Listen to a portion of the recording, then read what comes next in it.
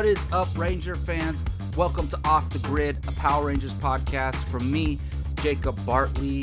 How is everybody doing? This is the Power Rangers podcast where we talk all things Power Rangers, whether it be television, comics, toys, movies, or anything in the Power Ranger world. What is up? Today we're going to be talking Mighty Morphin Power Rangers number 50, the conclusion to Necessary Evil, and possibly the start of a new storyline that, and not possibly, definitely the start of a new storyline.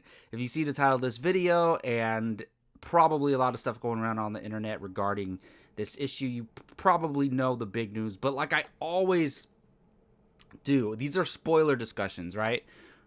I guess spoiler discussions with me and the camera, or me and the viewer. Spoiler reviews is more accurate, and I am going to talk about the big major spoiler. But before that, I'm just going to talk about the issue in general and how it wrapped up Necessary Evil, all that good stuff. Omega Rangers, Mighty Morphin Power Rangers, all that good stuff. But before we get to that, just want to tell you guys a little bit about some off-the-grid merchandise you can purchase. If you see this t-shirt right here like this, boom. You can get one of these. You can get a mug, a pillow, whatever you want to get for off-the-grid merchandise. And we do have new shirts and merchandise coming soon with the new logo and everything like that.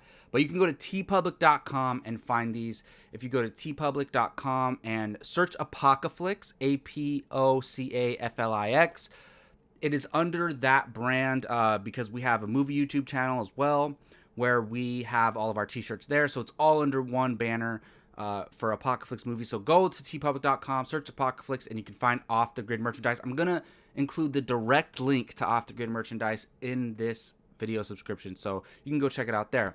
So let's get to it. Mighty Morphin Power Rangers number 50. You can actually see the issue right here, right next to my Ron Swanson pop figure there. I really actually loved this issue. Honestly, this is a great conclusion to this story arc. It might be the best conclusion to a story arc they've done so far. And that includes Shattered Grid. I love Shattered Grid. It is the greatest, there's no question. It is the greatest story arc in comics, Power Rangers comics history. Dare I say Power Rangers history, period. That's very, people can argue that. And I might be under that same camp. But I didn't love the way Shattered Grid concluded. It was very, what happened? Where's Draken? What's going on? And then you kind of find that out later once you get to Beyond the Grid and all that stuff. So this conclusion I love because it had the big epic battle, had the conclusion, the heroes beating the villains, and it had a great cliffhanger, a great post-credit page, if you will. I thought it was awesome. It had everything you needed in a third act of a story or a conclusion to a literature story or a comic story.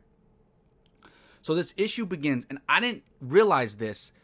See, before I read something or before I review something, I stay away from any spoilers. I don't read any synopsis or nothing like that. So I didn't know that we were going to get the big reveal that we got at the end of this issue. So I knew he was coming again eventually, but I didn't know it was going to be in this issue. So we see a comet flying, or a meteor, or whatever. I'm not a space expert, but we saw something flying in space, and we see a hand. So you know it's a human or some type of live being. So then it cuts to the Battle of Safe Haven. So they're battling at Safe Haven. If you remember, the Rangers were getting their butts whooped by Dane, by Kaya, and by all that big army of who are all connected to the Morphin Grid. I forget what they're called. So you have Mighty Morphin Power Rangers with the new three Rangers, with Aisha, Adam, and Rocky fighting Dane, obviously with Billy, Kimberly, and Tommy. And Jason's fighting the other henchman guy, Kaya's other henchman, who's in her Zord. He's fighting him, but then they unleash all that army on him. And so the other Rangers say, hey, go help Jason. And Tommy gets in his white tiger sword and goes help Jason. At first he's like, no, Jason's good. But they're like, we got this.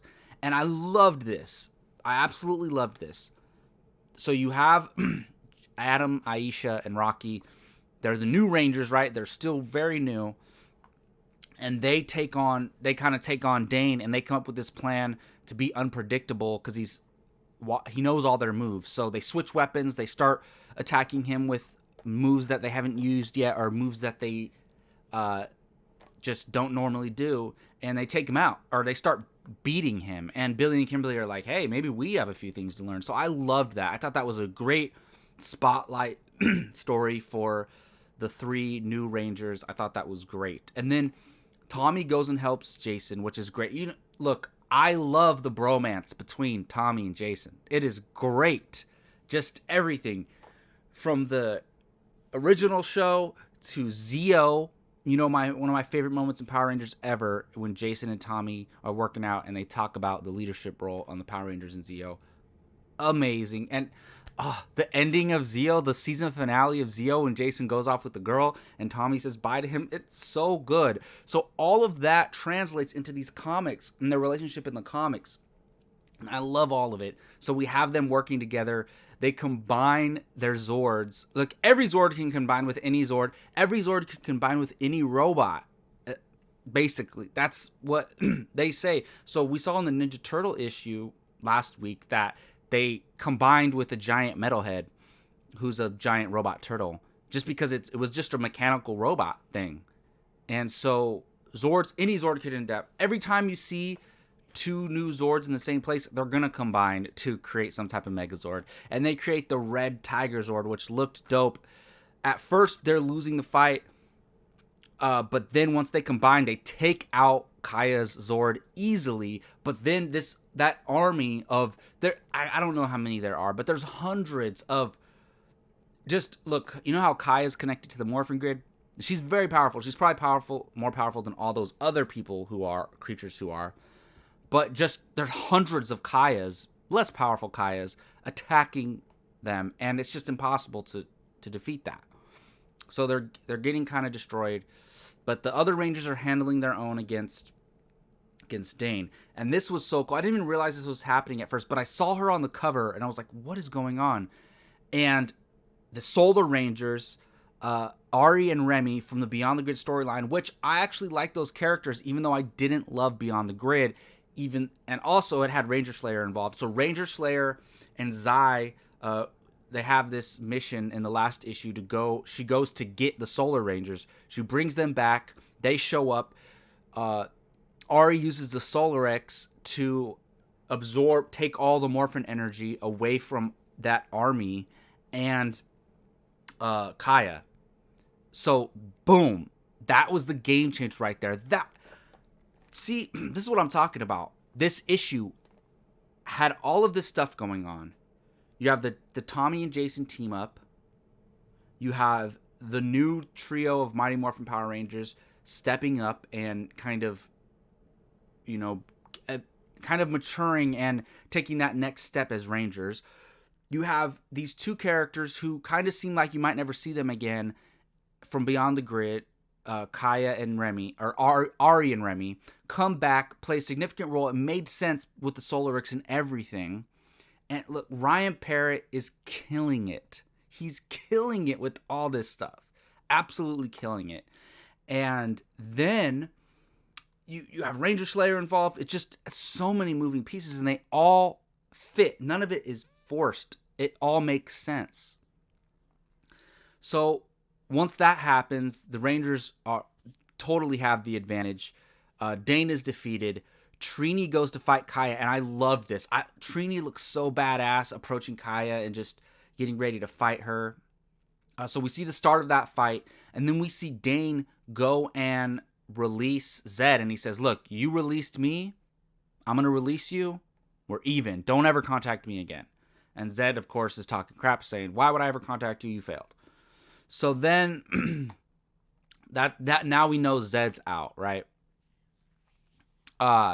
So we see so they Trini defeats Kaya, and there was a really funny moment because you know how the Rangers, they always go Aya, Aya, Kaya, like when they're fighting. So Trini's fighting Kaya, and she's going Kaya, and then Kaya's like, "What? Stop saying my name when you strike. It's so annoying. Watch this, Trini." And then she's like, says Trini like a karate fight call or whatever. That was pretty damn funny, to be honest. But Trini takes her out. I love that. Trini is awesome character, especially every iteration of Trini. But the comics have taken her to another level, which they've done with every character, to be honest. Actually, I want to see Kim get not Ranger Slayer. I want to see Kimberly, the regular Earth 1 Kimberly, get a little bit more character development. We've gotten a lot with Jason. We've gotten a lot with Tommy, obviously. We've gotten a little bit more with Billy than Kimberly, but I do want to see. I think they will focus on Kimberly a lot. I think we're going to see Catherine come in. And when Kimberly decides to leave, which, you know what I would love? I would love if Kimberly becomes an Omega Ranger. And when she leaves, she actually goes to join them. How awesome would that be? That would be great. But yes, I believe Catherine's going to come in, and we'll see some more Kimberly development once all that stuff happens. So basically, after they defeat them, it goes to 3 weeks later. They're still on Safe Haven, and Ari and Remy, they go home. Ranger Slayer goes home. Everybody says their goodbyes, and then we see the Omega Rangers and the Mighty Morphin Power Rangers communicating on their phones on different planets, which is crazy. They're using some type of advanced technology or morphing grid technology to do that. But they're talking now. Everybody knows what they're doing, so they could talk openly about it. And they're just Tommy and Jason are talking about how Tommy took over his karate class, and the students like him better, and they're just joking about who would win in a fight, all that stuff. Jason would, by the way. Just saying. And then it ends just with the Rangers. The Alpha contacts Rangers and says, "We have something incoming on Earth," and it ends. And I thought it ended, and then I turned the page, and there's like this extended page. Look, I want to show you guys, but I don't know if I can do that. It's probably not legal. Not that it's not legal, but they could probably claim my video if I showed that. But it opens up to like a 4-page thing, and they show the meteor. Well, it's 3 pages. Then you turn the next page, and it's freaking Lord Draken. It's Lord Draken. Okay. But he looks like a crazy, defeated, mentally, physically exhausted, destroyed Lord Draken. And he looks scared, and he says, "They're coming." Wow. Okay, look. There's one side of this who can say, "Oh my goodness, how much are they going to milk the Lord Draken character? Just let him go. They wrapped it up in Shattered Grid."